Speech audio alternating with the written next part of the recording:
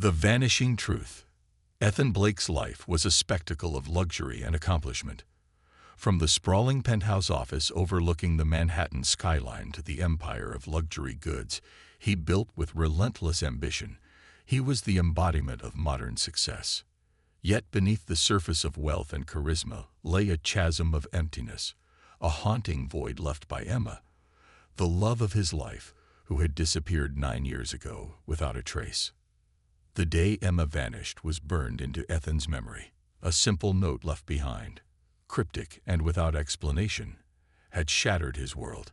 He had searched endlessly, employing the most skilled investigators, combing through the darkest corners of the city and revisiting places they once cherished together. Every lead ended in frustration. The sound of her laugh, the sparkle in her eyes, the warmth of her presence, these were now ghosts that lingered in the recesses of his heart. Ethan had never allowed himself to stop searching, even when reason told him to. Friends suggested it was time to move on, to heal, but the hope of seeing her again kept him tethered to the past. His success had brought him everything but solace. On a crisp November afternoon, Ethan stepped out of his sleek black limousine onto a busy midtown street. The city hummed around him, people rushing past with purpose, their lives a stark contrast to the stagnation he felt. As he adjusted his tailored coat and prepared to head into a business meeting, a flicker of movement caught his eye. A woman sat on the pavement near the intersection, her arms wrapped protectively around 4 small children. Something about her tugged at his attention. Her hair, though tangled, glinted a familiar shade of gold in the afternoon sun. Her posture, weary yet protective, was heartbreakingly reminiscent of someone he once knew. As if drawn by an invisible force, Ethan turned toward her, his heart racing. When their eyes met, the world seemed to stop. Ethan froze, his breath caught in his throat. It couldn't be. The woman's face was gaunt, her eyes shadowed with years of hardship, but they were unmistakable. Emma. For a moment, neither of them moved. Then Ethan's voice, trembling with disbelief, escaped in a whisper. Emma. Her body stiffened, and she instinctively pulled the children closer. Panic flashed in her eyes, but there was recognition too. Ethan's mind raced. She was alive. But how? And who were these children? The boys huddled against her, their small faces filled with a mixture of confusion and fear. But what struck Ethan most was their resemblance to him. Each boy bore subtle yet undeniable traces of his features. Could they be? Emma. It's me, he said, crouching cautiously to her level. It's Ethan. Her lips trembled, and she looked away as if shielding herself from his gaze. Ethan felt the sting of rejection, but pressed on. Please, he urged. Talk to me. What happened to you? Where have you been? The city noise faded as his words hung between them. Emma opened her mouth as if to speak, but no sound came out. Instead, she cast a frantic glance around, her fear palpable. Sensing her unease, Ethan softened his tone. Let me help you, he said gently. Please, Emma. After a tense pause, Emma gave a hesitant nod. Relief flooded through Ethan as he signaled his chauffeur to assist them into the car. She clutched the children tightly, her movements wary but cooperative. They drove in silence, the tension thick as Ethan's mind reeled with questions. He stole glances at her through the rearview mirror, trying to reconcile the woman before him with the vibrant soul he had loved. She was thinner, her shoulders hunched under invisible burdens, her hands trembling slightly as she held the children close. The boys, wide-eyed and silent, clung to one another. The eldest, who couldn't have been more than 8, seemed to keep a protective arm around his younger brothers. Ethan felt an inexplicable pull toward them, a primal instinct he couldn't yet explain. When they arrived at Ethan's estate, he led them into the sitting room, a warm, inviting space filled with soft light and plush furniture. The contrast between their disheveled appearances and the room's luxury was stark. Emma sat stiffly on the edge of a chair, the boys huddled at her feet. Ethan sat across from her, his heart pounding with a mixture of relief, anger, and confusion. "Emma," he began, his voice steady but heavy with emotion. "I spent 9 years wondering what happened to you. Please, tell me the truth." Her fingers fidgeted with the hem of her coat, her eyes fixed on the carpet. "I never wanted to leave," she said softly, her voice barely above a whisper. "But I didn't have a choice." Ethan leaned forward, his brow furrowing. "What do you mean? Who made you leave?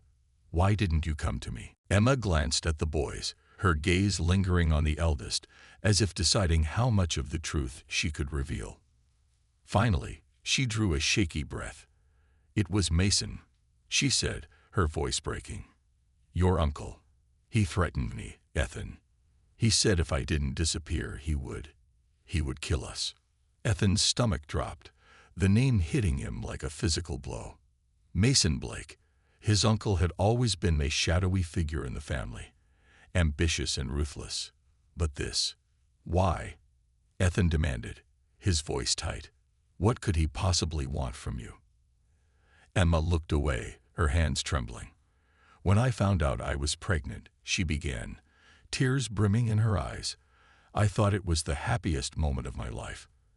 But Mason, he saw it as a threat. He believed that if I had your children, they would inherit the company's legacy. He didn't want to risk losing control." Ethan's jaw tightened, anger bubbling to the surface. "He forced you to run, to leave me, to live like this." Emma nodded, her tears falling freely now. "I thought I was protecting you," she whispered. "I thought if I stayed away, he wouldn't come after you, or the boys."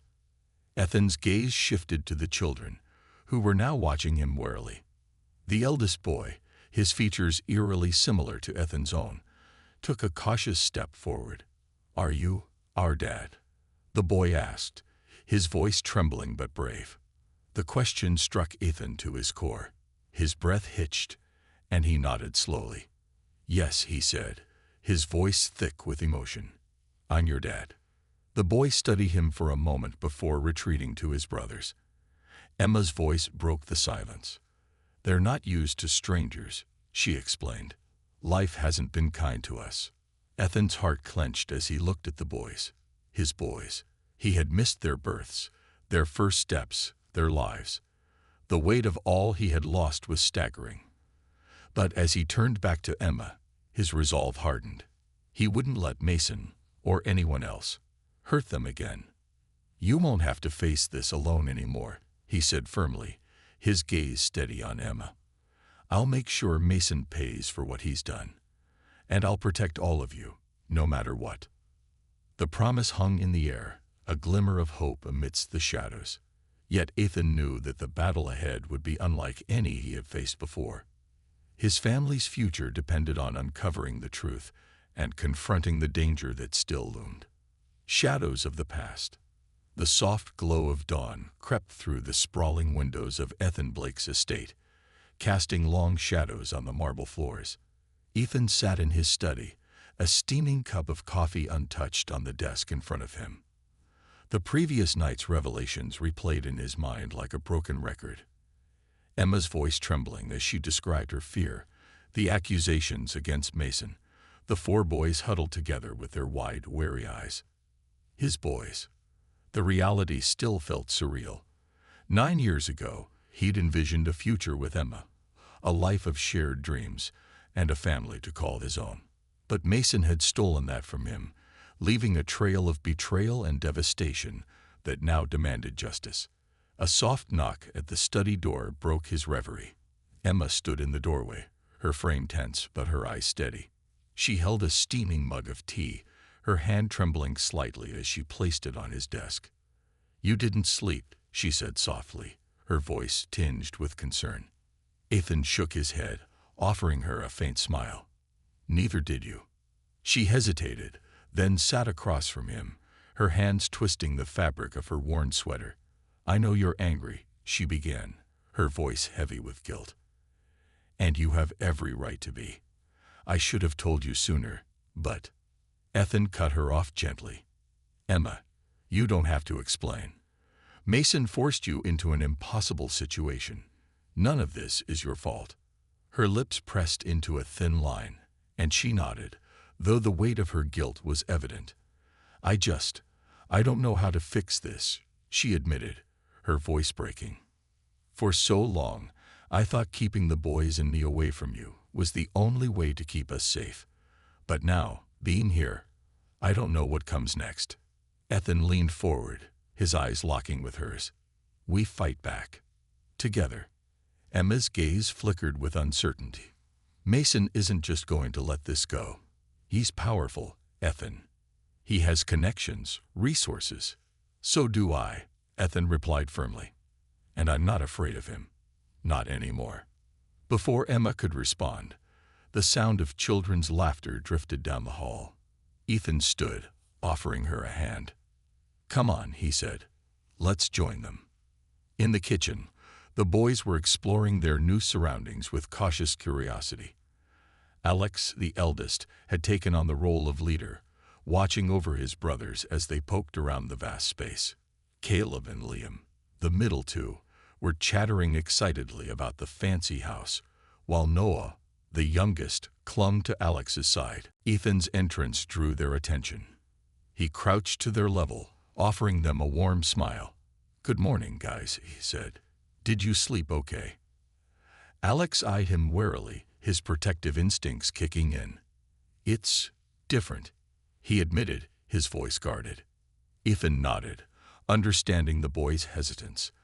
"I get it, but I hope you'll come to feel at home here. This is your home now." The words hung in the air, heavy with meaning. Noah, emboldened by Ethan's gentle tone, stepped closer. "Are you really our dad?" he asked, his voice small but curious. Ethan's heart clenched. "Yes, Noah," he said softly. "I'm your dad." The boy studied him for a moment, then reached out tentatively, his small hand brushing against Ethan's. It was a fleeting gesture, but it was enough to make Ethan's resolve solidify further. He wouldn't let anything, or anyone, harm his family again. Later that morning, Ethan made a call to Carter, his trusted investigator. Carter had been with Ethan for years, helping him navigate the murky waters of high-stakes business deals and corporate rivalries. But this time, the stakes were personal. "Mason's a snake," Ethan said, pacing his study as he spoke. "I want every shred of evidence you can dig up on him. His business dealings, his personal life, everything." Carter's voice was calm but firm. "You're sure about this, Ethan? If we go after Mason, he's going to come at you with everything he's got." Ethan's jaw tightened. "Let him try. I'm done letting him control my life." As the call ended, Ethan felt a surge of determination. Mason had operated in the shadows for far too long, manipulating and destroying lives without consequence. It was time to bring him into the light. Meanwhile, Emma was grappling with her own fears. She wandered the estate's gardens, her mind racing as she tried to make sense of her new reality. Being back in Ethan's world felt both comforting and overwhelming. The luxury, the security, the sense of stability, it was everything she had dreamed of giving her boys. But the danger that Mason posed loomed over her like a dark cloud. As she walked, Alex appeared beside her, his small frame radiating a maturity beyond his years. "Are we staying here, Mom?" he asked, his voice quiet. Emma knelt to his level, brushing a strand of hair from his forehead. "Yes," she said firmly. "This is our home now." Alex frowned. "What about the bad man? The one you said we had to hide from?" Emma's heart ached at the fear in his voice. "Ethan is going to protect us," she assured him. "And so will I. We're safe now, Alex. I promise." The boy nodded, though the worry in his eyes didn't fully dissipate. Emma pulled him into a hug, silently vowing to keep her promise. By evening, the pieces of Ethan's plan were beginning to fall into place. Carter had uncovered a trove of evidence against Mason: embezzlement, bribery, and ties to dangerous individuals who operated outside the law. But the most damning discovery was a series of transactions linked to a shadowy figure known as the broker, who had facilitated many of Mason's schemes. Ethan stared at the documents spread across his desk, his mind racing. The evidence was strong, but it wasn't enough to ensure Mason's downfall. He needed the broker to testify, to expose Mason's corruption in a way that couldn't be ignored. "It's a risk," Carter warned during their next call. "The broker isn't the type to cooperate willingly, and if Mason finds out we're digging into his network, he'll retaliate." Ethan's voice was steely. "Then we don't give him the chance. Set up a meeting with the broker. I'll handle the rest." That night, as the estate grew quiet, Ethan found himself sitting by the boys' bedside. They were fast asleep, their small faces peaceful in the soft glow of the nightlight. Alex stirred, his eyes fluttering open.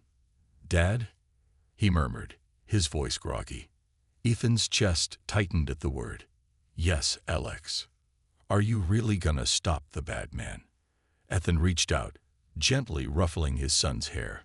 "I am," he said firmly.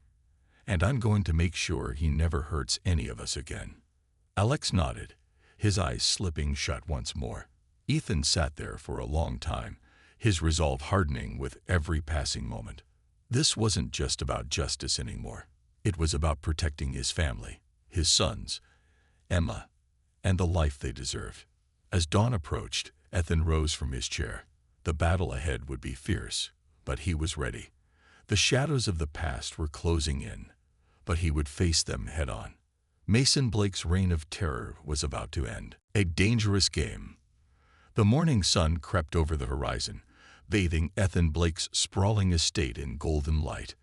Despite the serenity outside, the atmosphere within the house was anything but peaceful. Ethan had spent the early hours preparing for his next move, poring over Carter's latest findings and strategizing his confrontation with the broker. A shadowy figure at the heart of Mason's schemes. Emma found him in the study, his eyes fixed on a wall covered with documents, timelines, and photographs connected by red string. It was a chaotic web of deceit and corruption, but to Ethan, it was a clear roadmap to dismantling Mason's empire. "You didn't sleep again," Emma said softly, stepping into the room. Ethan turned, exhaustion etched into his features, but his determination burned brighter. "I'll sleep when Mason's finished," he replied, his voice steady. Emma moved closer, her hand brushing his arm. "And what happens after that?" she asked, her tone tinged with concern. "When the dust settles and Mason's gone, what's left for us?" Ethan hesitated, the weight of her question pulling at him. He hadn't allowed himself to think beyond the fight, beyond the need to protect his family. "You," he said finally, his voice softening. "You and the boys. That's what's left. That's what matters." Her lips curved into a faint smile, but her worry didn't fade. "Just promise me you'll be careful," she said. "Mason won't go down without a fight." "I know," Ethan replied. "But I'm ready for him." Later that day, Ethan met Carter in a secluded cafe downtown. Carter had arranged a meeting with Vincent Croft, the elusive broker who had facilitated Mason's most incriminating deals. Croft was notorious for his connections to the underworld, a fixer who operated in the shadows and left no trace. Convincing him to testify would be no small feat. "Croft's a slippery one," Carter warned as they waited. "He doesn't take kindly to threats or bargains.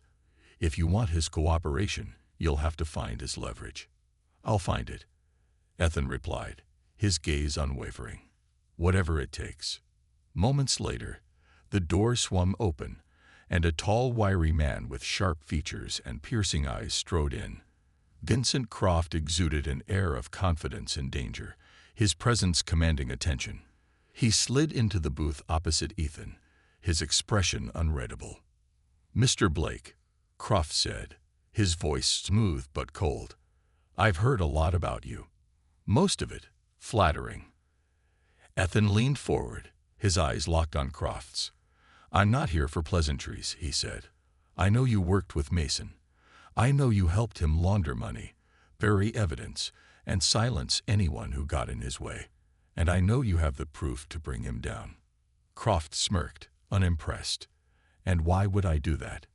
Mason pays well, and more importantly, he's not a man you cross lightly. Mason's finished, Ethan said firmly. He doesn't have the power he used to, and once I'm done with him, he won't be able to protect anyone, not even himself. If you testify, I can make sure you come out of this unscathed. Refuse, and when Mason goes down, you'll go down with him. Croft's smirk faltered, but he quickly recovered. You're bold, I'll give you that, he said, but boldness doesn't win wars. Information does. So tell me, Mr. Blake, what makes you think you have the upper hand here? Ethan slid a folder across the table. Inside were photographs, bank statements, and transaction records linking Croft to Mason's most illegal activities. Croft's face darkened as he flipped through the pages. This is enough to ruin you, Ethan said, but it's also enough to take Mason down. Help me, and I'll make sure you walk away clean. Croft's eyes narrowed, his mind racing. After a long pause, he leaned back in his seat, his smirk returning. You've got yourself a deal, he said, but if this backfires, don't think for a second I won't drag you down with me. Back at the estate, Emma was busy with the boys, trying to maintain a sense of normalcy amidst the chaos. Alex, ever the watchful protector, had started asking more questions about Ethan and Mason, his young mind piecing together fragments of overheard conversations.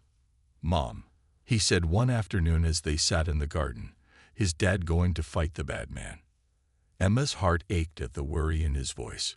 Yes, she said gently, but he's not alone. We're all in this together. Alex frowned, his brows knitting in thought. What if the bad man wins?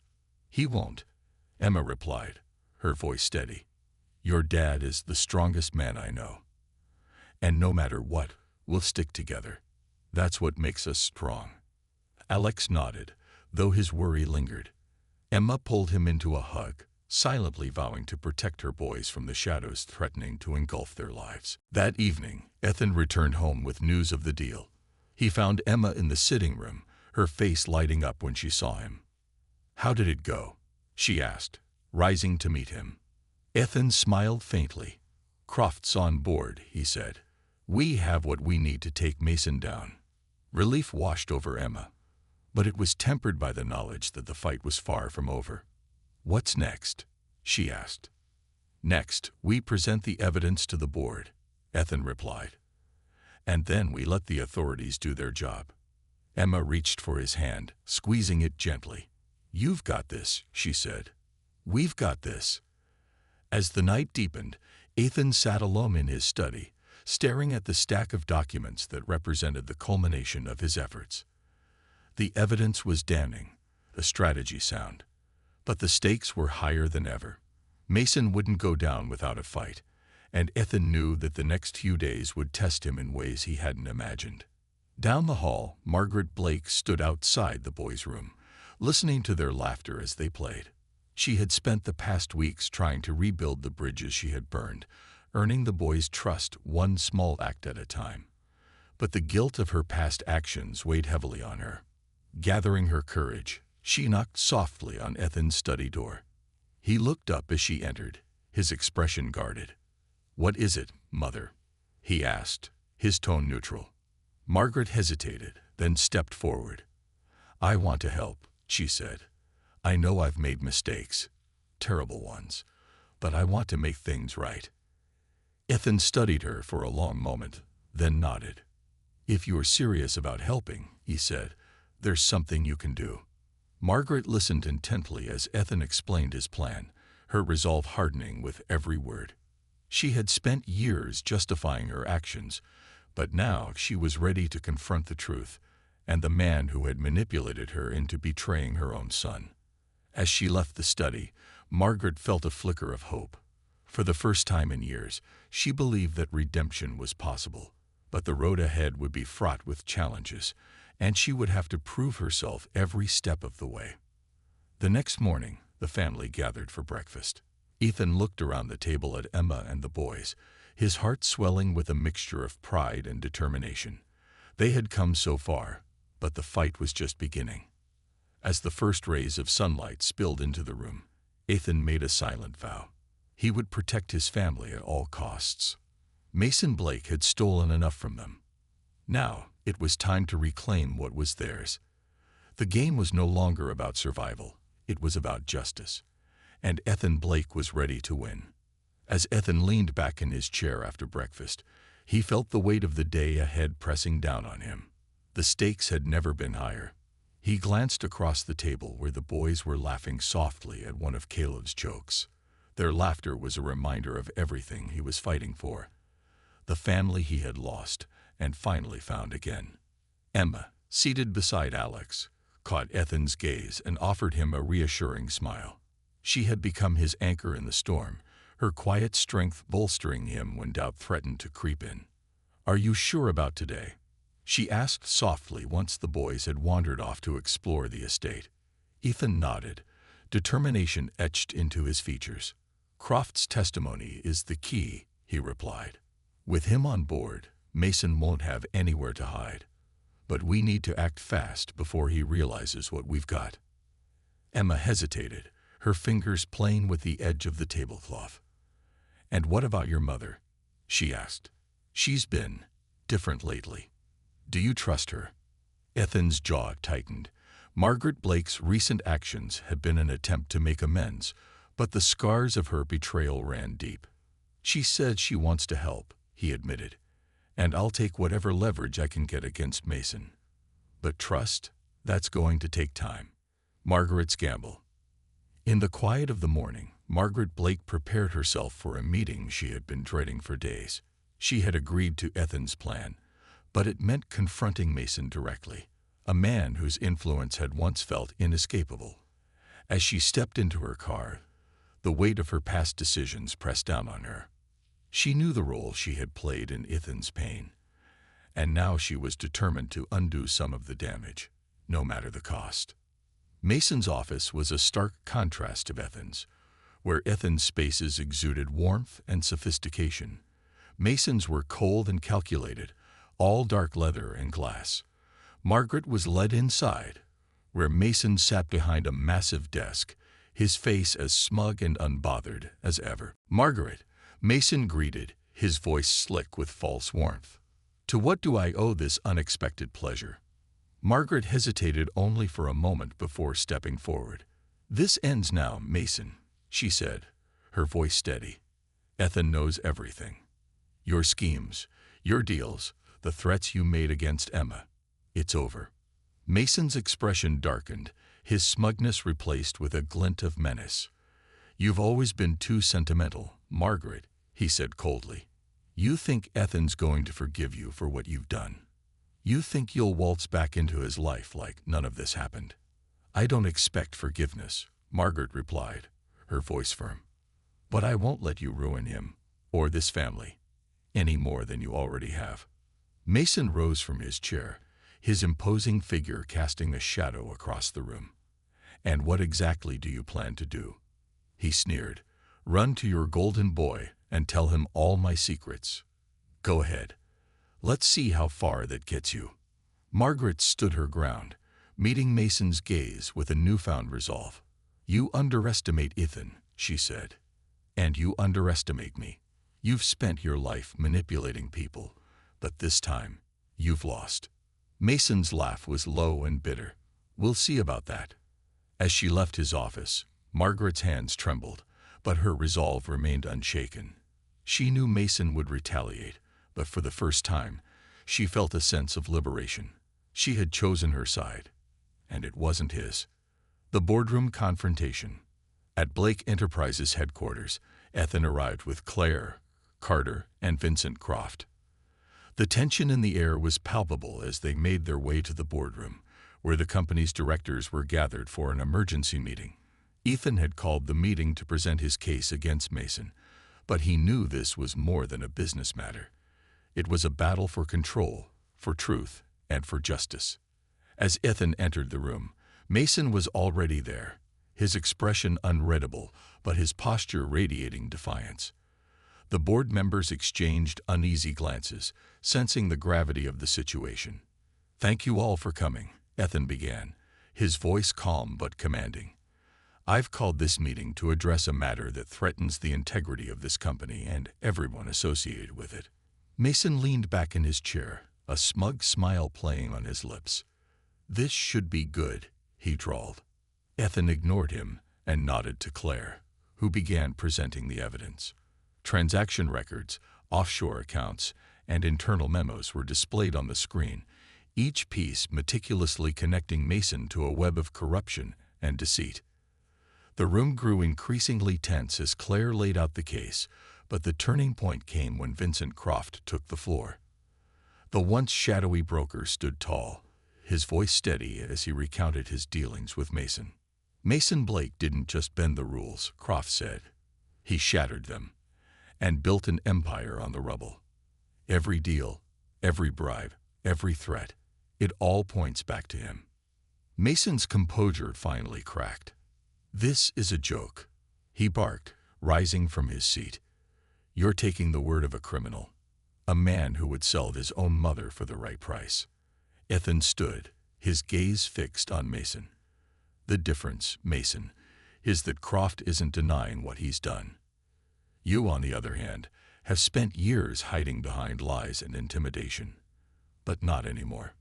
Mason's face twisted with fury as the board members began murmuring among themselves. Ethan pressed on, his voice resolute. This company was built on trust, on integrity, values you've trampled for your own gain. It's time to make things right. The vote was called, and the decision was unanimous. Mason was stripped of his titles and privileges, his reign of deceit brought to an end. Security escorted him from the building, his protests echoing down the halls. The fallout. By the time Ethan returned home that evening, the weight of the day's events was beginning to lift. Emma met him at the door, her expression a mixture of relief and pride. It's done, Ethan said simply, pulling her into his arms. She held him tightly, her voice soft. I'm so proud of you. The boys, sensing the shift in the atmosphere, ran to greet him, their excitement filling the room. Alex, as always, was the first to speak.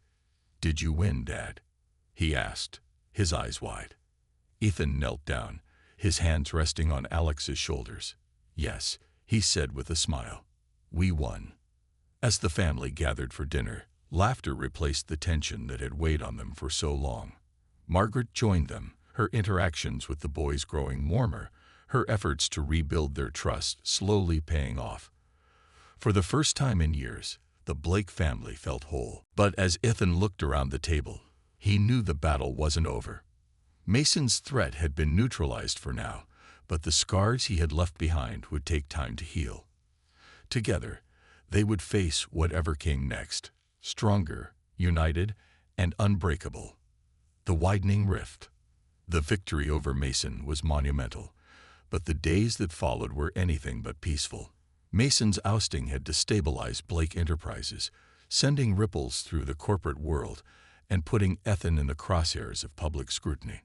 News outlets buzzed with headlines about the scandal, some praising Ethan for his integrity, others questioning whether his leadership had allowed Mason's crimes to flourish undetected. Ethan sat in his study, staring at his phone as yet another notification from a business news outlet flashed across the screen. He had been putting out fires all day, calming anxious investors, reassuring employees, and managing the company's PR team. Yet beneath the professional turmoil, a more personal storm brewed. Mason had been removed, but his influence hadn't entirely faded. Ethan knew Mason well enough to understand that the man wouldn't slink into obscurity without a fight. And then there was Margaret, his mother, whose role in the family's betrayal continued to hang over them like an ominous cloud. The unraveling. Emma found Ethan in the garden that evening, his shoulders hunched as he stared at the horizon. The sun was setting, painting the sky in hues of orange and pink, but the beauty of it seemed lost on him. You've been out here a while, she said softly, stepping closer. Ethan glanced over his shoulder and managed a faint smile. Needed some air, he said. Feels like everything's closing in. Emma sat beside him, her hand brushing against his. Mason's gone, Ethan, she said gently. You did what you set out to do. "It's not that simple," Ethan replied, his voice tinged with frustration. "The company's reputation is in shambles. The board is divided, and Mason's still out there, waiting for his chance to strike." Emma placed a hand on his arm, grounding him. "We'll get through this," she said firmly. "You've already done the hard part." Ethan's gaze softened as he looked at her, but his expression remained troubled. "What if it's not enough?" he asked quietly. "What if he finds another way to hurt us?" Emma didn't have an answer, but her presence was enough to steady him, for the moment, at least. Margaret's redemption. Across the estate, Margaret sat in the library, flipping through old photo albums. Pictures of Ethan as a child filled the pages, his youthful grin a stark contrast to the hardened man he had become. She traced her fingers over one photo in particular, a family portrait taken before Mason's influence had fractured their lives. "Mom." Margaret looked up to see Alex standing in the doorway, his brow furrowed in curiosity. He had been watching her more closely lately, his sharp eyes often catching her in moments of vulnerability. "Come in, Alex," she said, closing the album. The boy hesitated before stepping into the room. "What are you looking at?" he asked. Margaret smiled faintly. "Old pictures of your dad," she said, patting the seat beside her. "Would you like to see?" Alex nodded, climbing onto the couch as Margaret reopened the album. Together, they flipped through the pages, and Margaret began telling stories about Ethan's childhood. How he'd once tried to build a treehouse and ended up falling into a pile of leaves. How he'd saved a stray dog and named it Captain. Alex listened intently, his expression softening. "Dad doesn't talk much about when he was a kid," he said. Margaret sighed, her smile fading. "That's my fault," she admitted. "I made a lot of mistakes, Alex. Big ones, but I'm trying to make up for them." The boy studied her for a long moment before speaking. "Mom says it's okay to forgive people if they're really sorry." Margaret's chest tightened, and she nodded. "Your mom is a wise woman," she said. "And so are you, Alex." The broker's warning. Ethan's phone buzzed later that night, pulling him from his restless thoughts. It was Carter, and the urgency in his voice was unmistakable. "We've got a problem," Carter said. "Croft just called me." He spooked. Ethan sat up, his heart racing. "What happened?" "Mason's people have been sniffing around," Carter explained. "Croft thinks they're trying to intimidate him into recanting his testimony." Ethan's jaw tightened. "Where is he now?" "I've got him in a safe house," Carter replied. "But Mason's reach is long. We need to move quickly if we want to keep Croft and our case intact." Ethan's mind raced. Mason's retaliation was unfolding faster than he had anticipated, and Croft's testimony was crucial to ensuring Mason stayed out of power for good. "Do whatever it takes to keep him safe," Ethan said. "I'll handle the rest." The boy's questions. The next morning, as Ethan prepared for another grueling day of damage control, Alex approached him with a determined expression. "Dad, can I talk to you?" the boy asked, his voice unusually serious.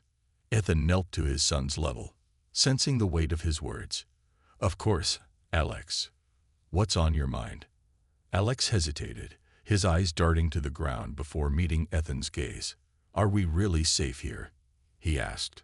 "You said the bad man is gone, but it doesn't feel like it." Ethan's heart ached at the fear in his son's voice. "We are safe," he said firmly.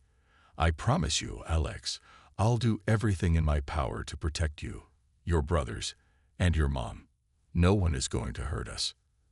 Alex nodded slowly, but the worry in his eyes remained. "Okay," he said softly. "I trust you." Ethan hugged him tightly, vowing silently to keep that trust unbroken. The next strike. Later that afternoon, Ethan convened a meeting with Claire and Carter to discuss their next steps. The evidence against Mason was strong, but with Croft's safety now in question, the timeline for legal action had to accelerate. "Mason's running out of options," Claire said, her tone confident but cautious. "But that makes him dangerous. If we don't neutralize his allies soon, he'll find a way to strike back. Ethan nodded, his mind already formulating a plan. We'll focus on cutting off his resources, he said. If we can dismantle his network, he won't have the power to retaliate. As the meeting concluded, Ethan felt a renewed sense of determination. Mason's shadow still loomed over their lives, but the tide was turning. A family bond. That evening, as the sun dipped below the horizon, Ethan joined Emma and the boys in the garden. The air was cool, and fireflies danced among the flowers, their soft glow illuminating the boys' delighted faces. Ethan watched them play, his heart swelling with a mixture of pride and longing. For all the chaos surrounding them, moments like this reminded him of what truly mattered. Emma appeared beside him, her smile warm. "They're happy," she said, slipping her hand into his. "They deserve to be," Ethan replied. "And I'll do whatever it takes to keep it that way." As they stood together, the sounds of laughter filling the air, Ethan felt a flicker of hope. The road ahead would be difficult, but with his family by his side, he knew they could face anything. The battle with Mason wasn't over, but for the first time, Ethan felt the strength of the life he was fighting to protect. And that was worth every risk. The reckoning. The tension at the Blake estate was palpable, a silent undercurrent of anxiety weaving through the household. Mason's retaliation had been swifter and more calculated than anyone anticipated. News outlets now buzzed with stories about alleged improprieties at Blake Enterprises, with Mason feeding the media a steady stream of falsified documents and allegations. Worse, Carter's warning about Croft being in danger proved prophetic. There were whispers of Mason's enforcers closing in on the safe house. Ethan Blake had always thrived under pressure, but this time, the stakes were higher than ever. This wasn't just about his business or his reputation. It was about his family's safety and their future. The attack on Croft. The call came late that evening, jolting Ethan out of a strategy meeting with Claire. Carter's voice was clipped, urgency cutting through the static. "They found Croft," Carter said. "He barely made it out. One of Mason's men tried to intercept him near the safe house. He spooked Ethan, more than before." Ethan's grip on the phone tightened. "Where is he now?" "I moved him to a new location, but he's wavering," Carter replied. "He's scared Mason will get to him before the trial.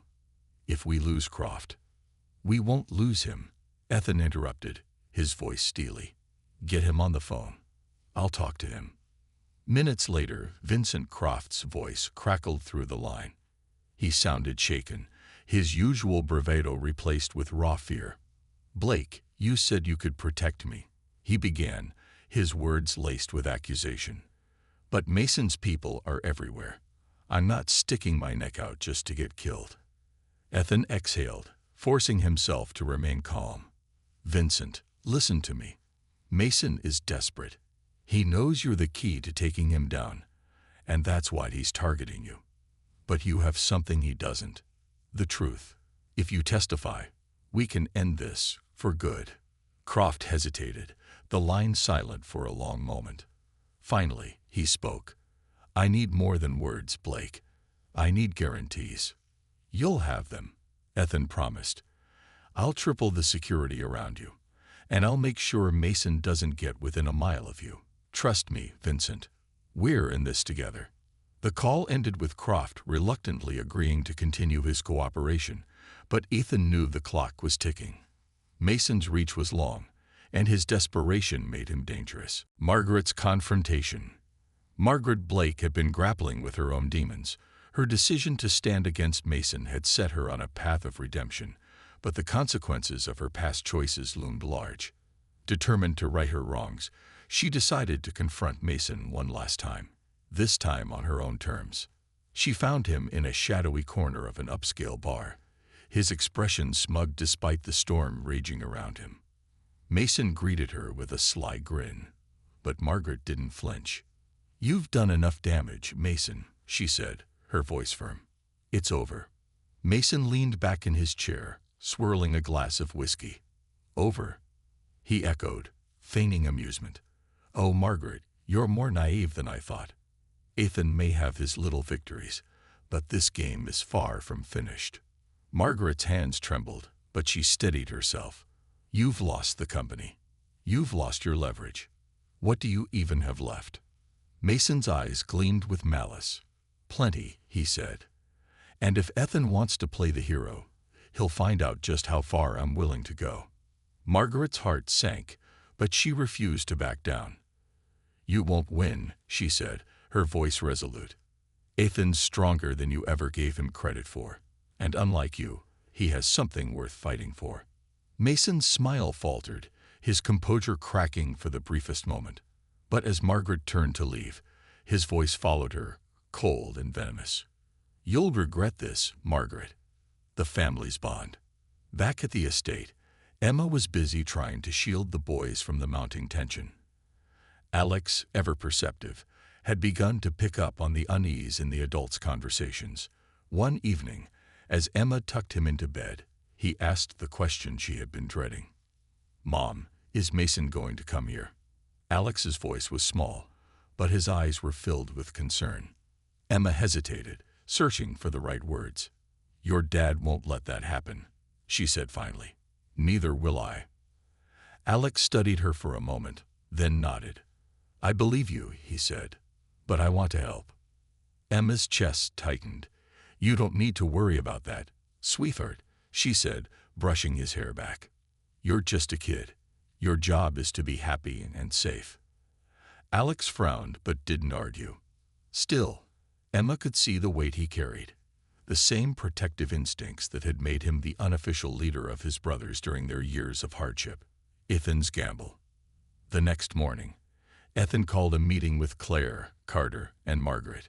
The situation was escalating, and it was clear they needed a bold move to outmaneuver Mason before he struck again.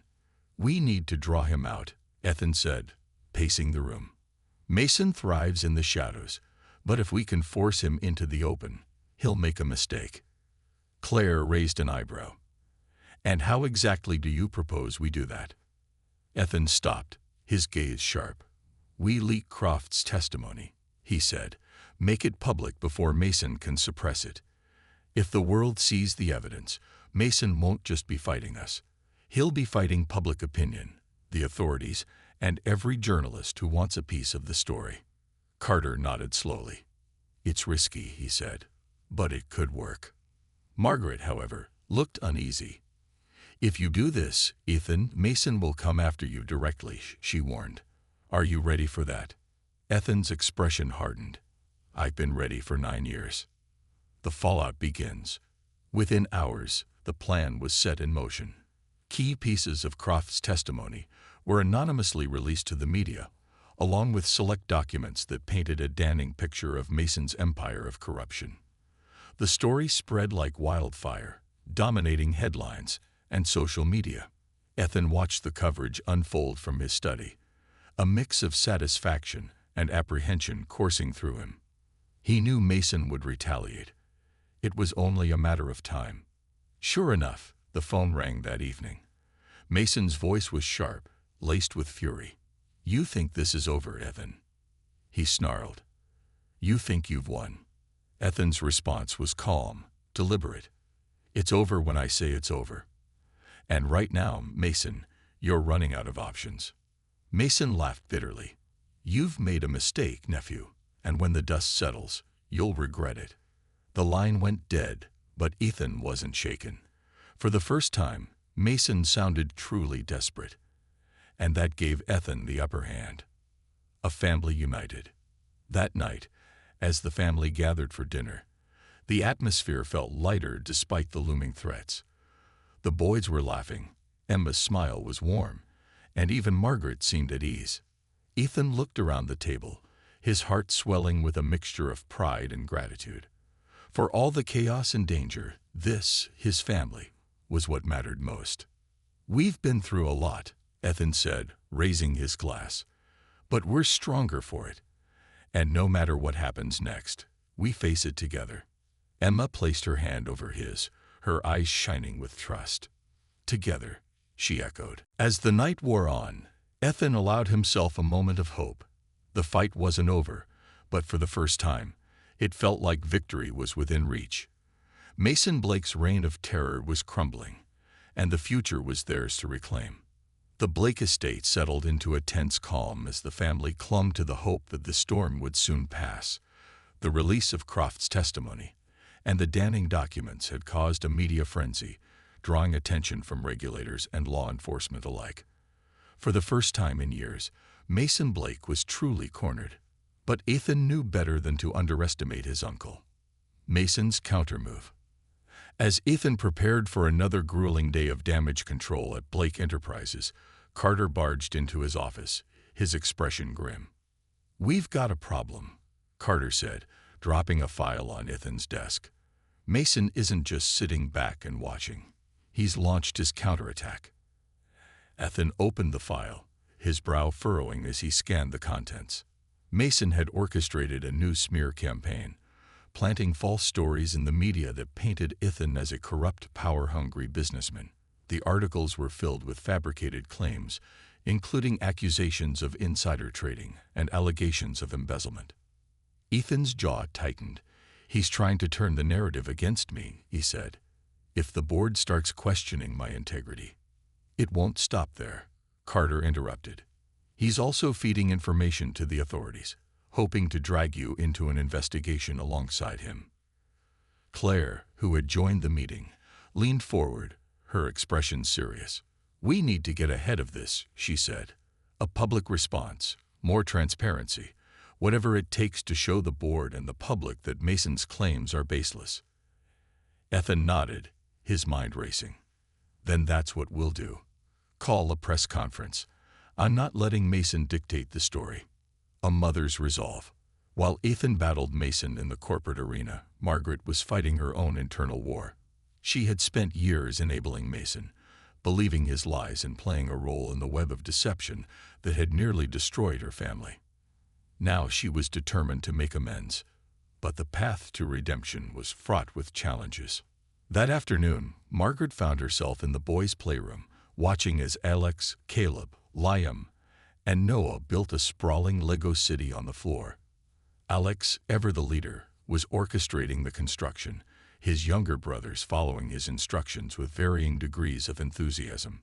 "Grandma, can you pass me that piece?" Alex asked without looking up. Margaret blinked, startled by the casual use of the word grandma. It was the first time any of the boys had called her that, and it caught her off guard. She handed Alex the piece, her hands trembling slightly. "Thank you," Alex said, glancing up at her. "You're good at this." Margaret smiled faintly, her heart swelling. "I had a lot of practice with your dad when he was your age," she said. "He used to love building things, too." Alex paused, his curiosity piqued. "Really? What did he build?" Margaret's smile widened. "Tree houses, forts, sometimes entire cities out of cardboard boxes. He had a big imagination." The other boys joined the conversation, peppering Margaret with questions about Ethan's childhood. For the first time in years, Margaret felt a sense of connection, a fragile but genuine bond forming with her grandsons. The press conference. The following day, Ethan stood in front of a sea of cameras, his expression calm but resolute. Claire stood to his left, her presence a steadying force as he prepared to address the public. "Ladies and gentlemen," Ethan began, his voice steady. "Over the past several days, false and malicious claims have been circulated about my character and my leadership of Blake Enterprises. These claims are baseless, and I am here today to set the record straight."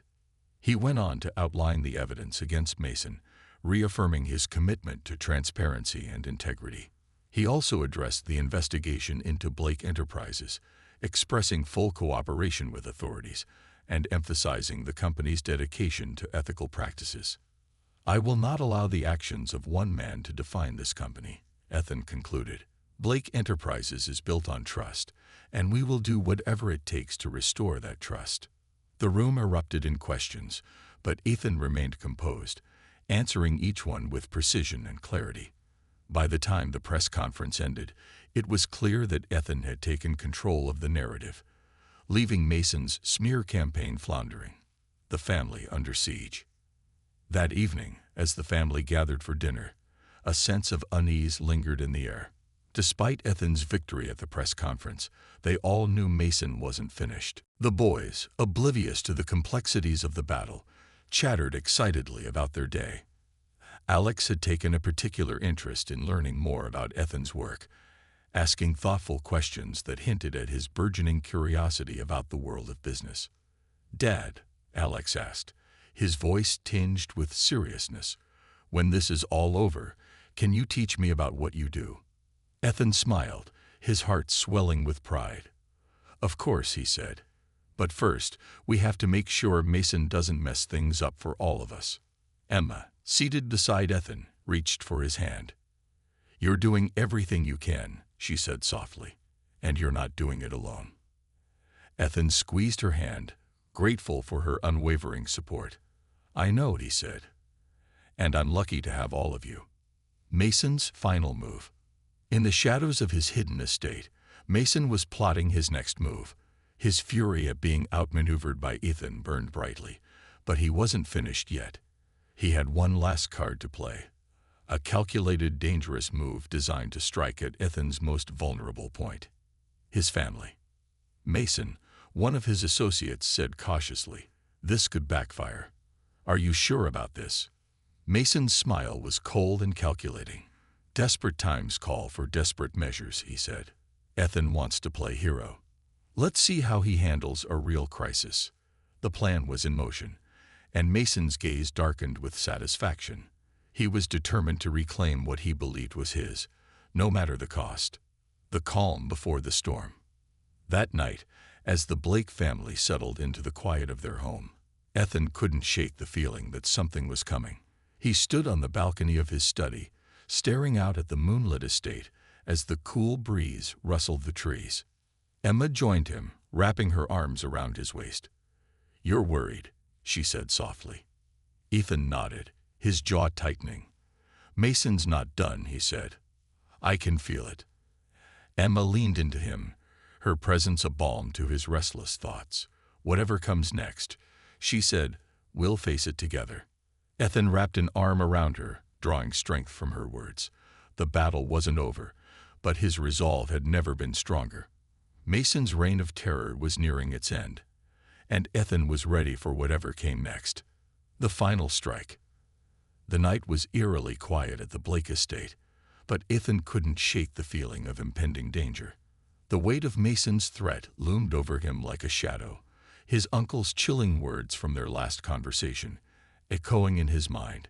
"You've made a mistake, nephew, and when the dust settles, you'll regret it." Ethan stood on the balcony outside his study, staring into the darkness. He had spent months preparing for this moment, gathering evidence, solidifying alliances, and protecting his family. Yet Mason's unpredictability made the stakes higher than ever. Whatever move Mason had planned, Ethan knew it would be ruthless. As if on cue, his phone buzzed in his pocket. It was Carter. "We've got a problem," Carter said, his voice tight. "Mason's men just hit one of our offices downtown. They'd broke in, trashed the place, and left a message scrawled on the wall." Ethan's grip tightened on the phone. "What kind of message?" Carter hesitated. "It said, 'Your family isn't safe.'" The warning. Ethan's heart pounded as he ended the call. He rushed downstairs to find Emma in the sitting room with the boys, reading them a bedtime story. The sight of her calm, soothing voice and the boys' relaxed smiles tugged at his chest. They had no idea what was brewing outside these walls. "Emma," he said, his tone sharper than he intended, "we need to talk." Her eyes narrowed with concern, but she nodded. She kissed the boys goodnight, promising to finish the story later, and followed Ethan into his study. "What's wrong?" she asked the moment the door closed behind them. Ethan didn't sugarcoat it. "Mason's escalating. His men hit one of my offices tonight and left a threat. He's coming after us, after you and the boys." Emma's face paled, but she stood tall. "What do we do?" Ethan placed his hands on her shoulders, his voice firm. "We're not running. This ends now. I've called in extra security, And I'm moving forward with the final phase of the plan. Mason won't get the chance to hurt us again." Emma's eyes searched his, her voice trembling with both fear and determination. "Promise me, Ethan. Promise me you'll do whatever it takes to keep the boys safe." "I swear," Ethan said. "But I need you to trust me." The final plan. Ethan spent the next day preparing for what he knew would be the ultimate confrontation. Croft, still in hiding but now fully committed, provided the final pieces of evidence needed to dismantle Mason's network completely. With Claire's legal expertise and Carter's connections, Ethan had built an airtight case that not only implicated Mason, but also exposed his network of enforcers and accomplices. "Everything's ready," Claire said during a meeting in Ethan's study. "The authorities are on standby. Once we hand over this evidence, Mason's empire will crumble." Ethan nodded but kept his focus. "We're not out of the woods yet. Mason's still dangerous, and we can't underestimate him. Carter, keep Croft protected. Claire, I need you to liaise with the authorities. I'll deal with Mason." Claire frowned. "You mean face him directly?" Ethan's expression hardened. "He won't stop until he feels he has the upper hand. I'm going to make sure he knows he's lost." The ambush. That night, as Ethan returned to the estate, the air felt heavy with tension. Security guards patrolled the grounds, their presence a grim reminder of the threat they faced. Inside, Emma was waiting for him, her worry etched across her face. "Everything's in place," Ethan assured her. "This will all be over soon." But before she could respond, the sound of glass shattering upstairs made them both freeze. A scream followed, one of the boys. Ethan's blood turned cold. He sprinted toward the staircase, Emma close behind him. When they reached the boys' room, they found Alex standing protectively in front of his brothers, his eyes wide with fear. A masked man was climbing through the shattered window, but the moment he saw Ethan, he bolted back into the night. Ethan ran to the window, shouting for the guards. Moments later, the sound of footsteps and muffled voices signaled that the intruder had been caught. Ethan turned back to the boys, pulling them into a tight hug. "It's okay," he said, his voice steady despite the adrenaline coursing through him. "You're safe. I promise." Mason's last card. The captured intruder was quickly identified as one of Mason's men. Under pressure, he revealed the location of Mason's hideout, a remote warehouse on the outskirts of the city. Ethan wasted no time. "This ends tonight," he told Carter and Claire as they prepared for the raid. "We're taking everything to the authorities, and I'm confronting Mason myself." Claire hesitated. "Are you sure that's wise?" Mason's cornered. "He's dangerous." "That's why I need to face him," Ethan said. "He needs to see that he's lost." The confrontation. Ethan arrived at the warehouse with a small team of trusted security personnel. The dimly lit space reeked of gasoline and sweat, the air thick with tension. Mason was waiting, his expression smug despite the situation. "Well, well," Mason drawled as Ethan approached. "Come to gloat, have you?" "This isn't a game, Mason," Ethan said, his voice cold. "It's over. The authorities are on their way, and your empire is finished." Mason laughed, a bitter, hollow sound. "You think you've won because you have some evidence and a few lackeys willing to testify. I've built this empire from nothing, and I'll build it again." Ethan stepped closer, his gaze unflinching. "Not this time. You've spent your life tearing people down, manipulating them, destroying them. But you forgot one thing. When you destroy everything, there's nothing left to stand on." For a moment, Mason's mask of confidence faltered. But then his expression twisted into something darker. "You don't understand, do you?" he hissed. "I don't need an empire to destroy you. I just need time." Ethan stared at him, his heart pounding. "Your time's up." As sirens wailed in the distance, Mason's bravado cracked. The authorities stormed the warehouse, arresting Mason and his remaining enforcers. Ethan watched as his uncle was led away in handcuffs. The weight of years of manipulation and betrayal finally lifted. A new beginning. In the weeks that followed, the Blake family began to heal. Mason's trial dominated the headlines, but the evidence against him was irrefutable. He was sentenced to decades in prison, his empire dismantled, his power gone. At home, the boys grew more comfortable, their laughter returning as the shadows of the past faded. Emma resumed her passion for designing clothes, her business flourishing with Ethan's support. Margaret, too, found her place in the family, her efforts to rebuild trust paying off. One evening, as the family gathered in the garden, Ethan looked around at the people he loved most. The boys were chasing fireflies, their laughter filling the air. Emma stood beside him, her hand in his, her smile brighter than the stars overhead. "We made it," she said softly. Ethan nodded, his heart full. "We did." As the night deepened, the Blake family stood together, stronger than ever. They had faced the storm and emerged united, their bonds unbreakable. And as they looked toward the future, they knew they could face anything together.